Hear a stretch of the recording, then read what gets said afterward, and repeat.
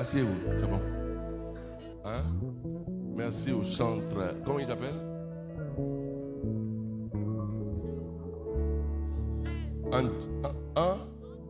Angel. Oui. Alléluia. Alors, je suis très heureux de retrouver mon frère Marcel. C'est une vieille histoire. Voilà. On se retrouve à Yamsokro et à Boaké et tout ça. Voilà. Alors, je vous salue dans le précieux nom de Jésus-Christ. Je salue le frère Assey et toute son équipe. Merci d'avoir répondu présent. Et pour toutes ces personnes de bonne volonté qui se sont avancées, que Dieu vous bénisse encore. Votre amen ne me plaît pas. Amen.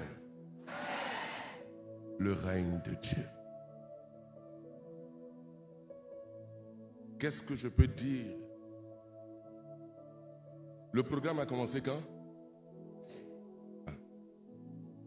C'est-à-dire il y a une pléiade de prédicateurs qui est arrivée. Comment on appelle ça? C'est elle. Allez, occupez-vous d'elle. Voilà, c'est ma moitié qui vient d'arriver.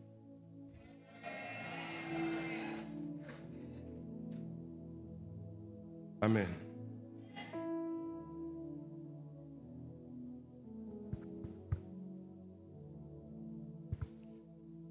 Alors, je vais lire une parole. En Marc au chapitre 1er, au verset 15.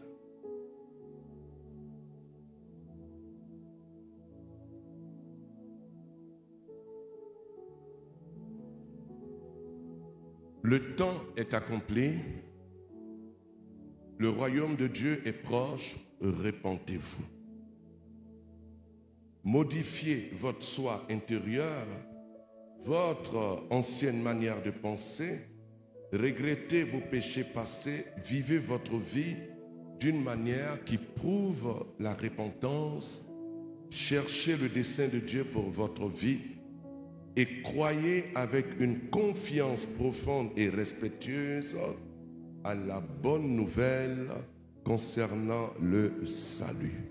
Nous acclamons la parole du Seigneur.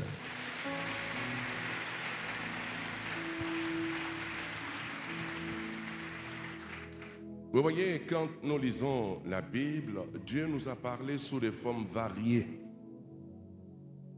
Il nous a parlé, nous voyons déjà dans l'Ancien Testament, Dieu parle. Il se révèle à un personnage très intéressant, notre papa qu'on appelle Abraham, le père de la foi. Ce qu'il y a lieu de savoir, c'est que Père Abraham était idolâtre. Voilà. Vous qui parlez de liens ancestraux, Abraham en avait plein même. Voilà. Adorateur de l'esprit des eaux, aux côtés de ses parents, quand nous lisons le livre de Josué au chapitre 24, nous le voyons. Josué donne la révélation d'Abraham sur Abraham qui adorait l'esprit des eaux. Et c'est là que Dieu l'a appelé et il a suivi le Seigneur. Amen. Et il a appris à connaître le Seigneur et à se défaire. Alors, donc, il y a eu ce temps, il y a eu le temps où Dieu nous a parlé aussi par Moïse, il nous a parlé par la loi, il a suscité les prophètes. Alors, ce qu'il y a lieu de savoir, j'aime bien concernant les prophètes. Vous voyez, je lis la première lettre de Pierre, chapitre 1er au verset 10. Je voulais ouvrir les yeux de tous ceux et celles qui sont là et qui nous écoutent. Il dit ceci au verset 10e. Il dit, les prophètes qui ont prophétisé, touchant la grâce de Dieu qui vous était réservée, ont fait de ce salut l'objet de leur recherche et de leur investigation, s'enquérant au sujet de cette future voie de salut, de délivrance, de restauration, de régénération, de libération, de prospérité à tous égards et de vie abondante. voulant sonder cette époque et les circonstances marquées par l'Esprit de Christ qui était en eux et qui attestait d'avance les souffrances de Christ et la gloire dont elle serait suivie, il leur fit révéler que leur service, leur prophétie concernant la grâce qu'ils avaient annoncée n'était pas censé être pour eux, mais pour vous. Regarde ton frère et ta soeur, dit, c'était pour toi. Que les prophètes annonçaient la réalité de la grâce. Dis Amen. Et c'est pour nous qu'ils étaient les dispensateurs de ces choses. La mort, la résurrection et la glorification de Jésus qui vous ont annoncé maintenant ceux qui vous ont prêché l'évangile envoyé par le Saint-Esprit du ciel, dans lesquels les anges désirent plonger leur regard. Vous voyez, Dieu a suscité le prophète Isaïe qui a donné une prophétie de précision concernant la mère du Seigneur. En Isaïe au chapitre 7, au verset 13-14, il dit ceci: la vierge, la jeune fille vierge enfantera d'un fils et on lui donnera le nom de Jésus. Et donc ces prophètes avaient vu tout ça. Isaïe même avait vu la passion, la crucifixion et tout cela, et pensant que c'était pour leur temps. Vous voyez? Mais Dieu a dit non. Il a regardé le visage de chacun de nous et dit c'est pour ton temps. C'est pour notre époque. Alléluia. Oui, Isaïe a annoncé la bonne nouvelle de façon prophétique. Quelque chose qui devait arriver. L'annonce du Messie, le roi des rois. Celui-là même qui vient pour inaugurer le royaume de Dieu sur la terre et dans la vie de ceux et celles qui devaient croire en lui. Alors, c'est pourquoi Jésus, quand les temps furent accomplis, nous voyons Jésus à l'œuvre après sa naissance, baptisé par Jean-Baptiste, rempli du Saint-Esprit, conduit au désert où il fut tenté pendant combien de jours? Combien? Et vous voyez, et la Bible dit que Jésus revint avec la puissance, et sa renommée se répandit. Alors Jésus lui-même, il passe partout et il annonce la bonne nouvelle et il dit quelque chose: répentez-vous et croyez à la bonne nouvelle, parce que le royaume de Dieu est proche, est au milieu de vous. Le royaume, le règne, c'est la personne même du Christ, parce que c'est lui le roi. Il règne sur toutes choses, le visible comme l'invisible. Vous voyez? Et c'est justement pour cela qu'il révèle sa souveraineté et toutes choses. Tout ce qui porte un nom fléchit les genoux devant lui. Alors, quand nous croyons en la personne du Christ, en humiliant nos cœurs et nos âmes, Dieu établit en chacun de nous le règne de son Fils. Amen.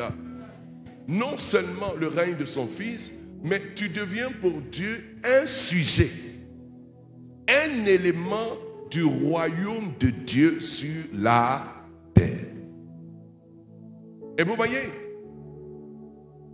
donc en tant que sujet, tu es le représentant de ce royaume, comme un ambassadeur représente son pays. C'est justement pour cela que nous devons nous convertir. Vous voyez, parce que si notre christianisme, la conversion ne suit pas, il y a quelque chose qui ne va pas. On n'a pas compris. Et Jésus a démontré cela. Nous lisons en Matthieu au chapitre 4. À partir du verset 23. Jésus faisait le tour de toute la Galilée. Il enseignait dans les synagogues, proclamant la bonne nouvelle, écoutez bien, du règne de Dieu. Dis à quelqu'un bonne nouvelle. La bonne nouvelle de quoi? Du règne de Dieu. La bonne nouvelle.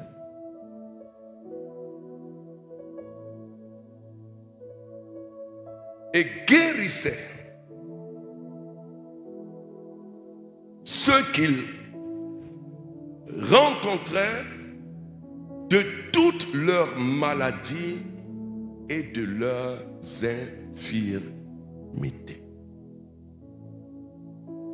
Dans le règne de Dieu, il y a un programme qui prend en compte, écoutez bien, prend en compte chacun de nous, les malheureux, les cœurs brisés, les opprimés, les captifs, les boiteux, les aveugles, ceux qui ont un esprit abattu, ceux qui passent par le rejet, qui prend en compte les orphelins, les veuves, qui prend en compte chacun dans tous les détails de sa vie. Si nos yeux ne se s'ouvrent pas à la réalité, à la vérité de cela, nous n'allons pas considérer la personne du Christ et la bonne nouvelle qu'il annonce à l'humanité et à chacun de nous. C'est justement pour cela, quand tu reçois Christ et la bonne nouvelle, tu ne peux pas te taire, tu partages cette nouvelle avec ton entourage. Vous voyez, il y a des chrétiens qui ne donnent pas envie d'être chrétiens. Parce qu'on les retrouve partout. Là où ils ne doivent pas être, ils sont là-bas. Même s'ils sont là-bas, ils ne sont pas là-bas en mission parce qu'ils partagent le même esprit que les païens. Et ça, c'est pas bien. Parce qu'il faut que la conscience de la parole de Dieu et de ton appartenance à Christ et à son royaume t'anime et t'habite. Et que la puissance de ce royaume agisse en toi. Vous voyez, c'est ça la bonne nouvelle. C'est pourquoi Dieu, il ne cache pas ce qu'il fait. Il y a un mot qui m'a marqué dans la Bible depuis que je médite. Il dit, Dieu nous a prédestinés d'avance. D'avance. Oui. Ça veut dire quoi? Avant même que tu ne sois né, dans la pensée de Dieu en Christ, Dieu t'avait déjà élu. J'ai cru que tu allais dire amen. Non. Tu n'existais pas encore parce que Dieu savait que quelqu'un allait annoncer le Christ et tu allais accepter. Afin de pouvoir occuper ta vraie position en Dieu, tu es un élu. Donc, tu es éligible à la faveur de Dieu. Ça, c'est pas des amen, ça. Oui, éligible. Je lis Romains chapitre 8.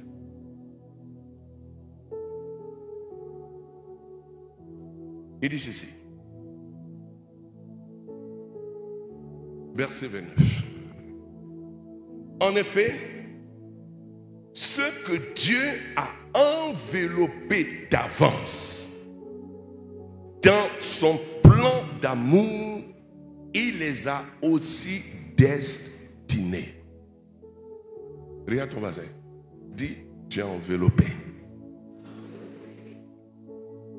Beaucoup disent Dieu m'aime pas, Dieu a fait. Vous écoutez le diable.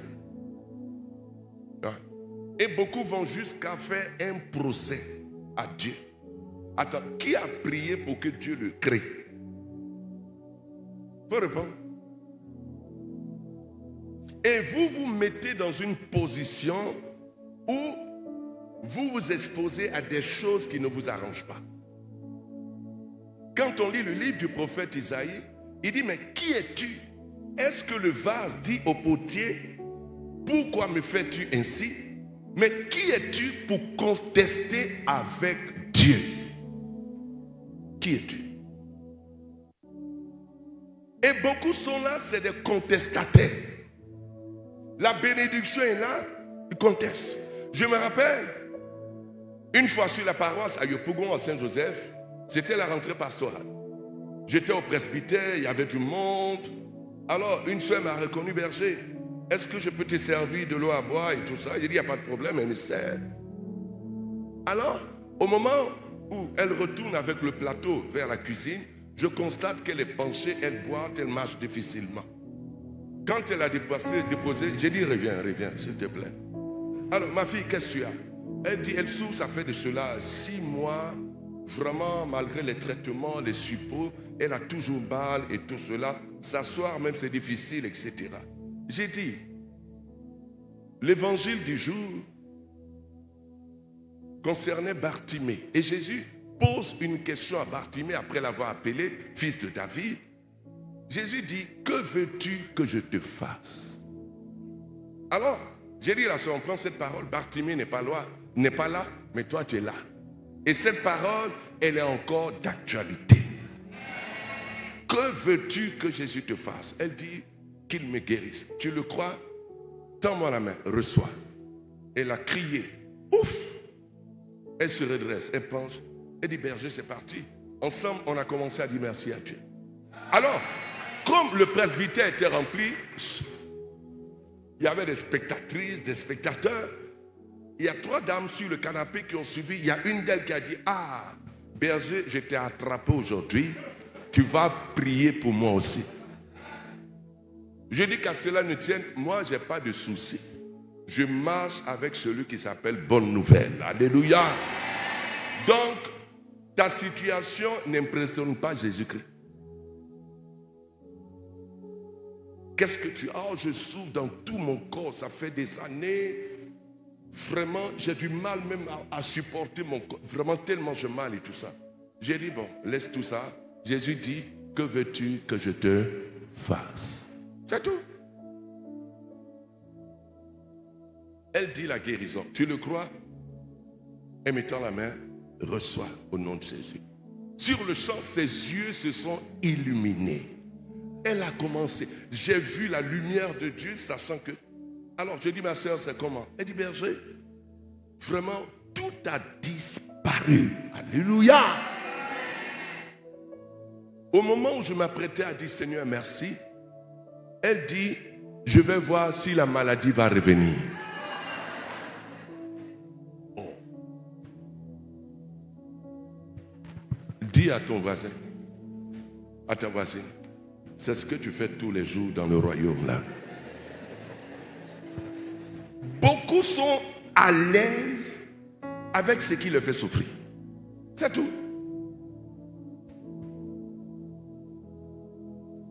Comment tu demandes une chose à Dieu et toi-même tu déclares le contraire? Et tu te donnes que tes prières ne sont pas exaucées. Or, Dieu dit quoi? Je relis. Il dit ceci. En effet, ce que Dieu a enveloppé d'avance. Dieu t'a enveloppé d'avance. Mais il t'a enveloppé de quoi? Dans son plan d'amour.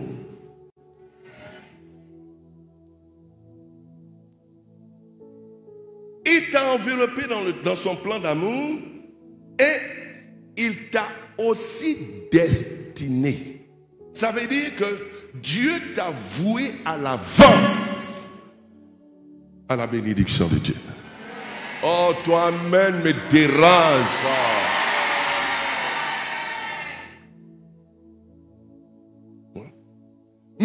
tu as une telle déclaration, tu commences à changer l'être intérieur pour t'ajuster sur la parole de Dieu. Ça veut dire que avant même que tu n'ouvres la bouche, tu avais été d'avance exaucé. Oh, vous me fatiguez.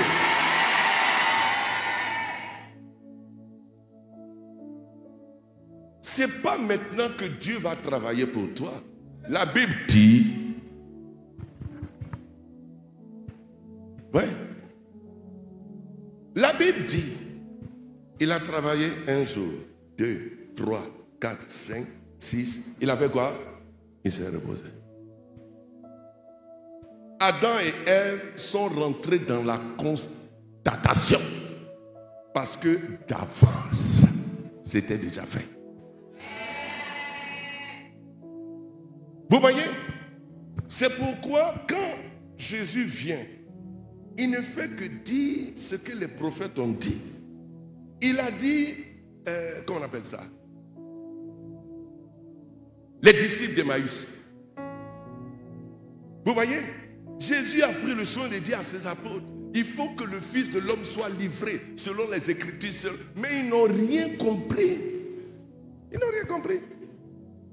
Mais selon les Écritures, là, qui a annoncé? C'est les prophètes. Alors, Jésus marche avec les disciples d'Emmaüs, il pleure. Les funérailles ne sont pas encore terminées. Il pleure, il pleure. Alors, Jésus leur pose la question, mais de quoi parlez-vous? Ils ont regardé Jésus, ils ne l'ont pas vu. Tellement. Ils disent, tu nous poses cette question? Tu es la seule personne à Jérusalem qui ne sait pas ce qui s'est passé. Hein?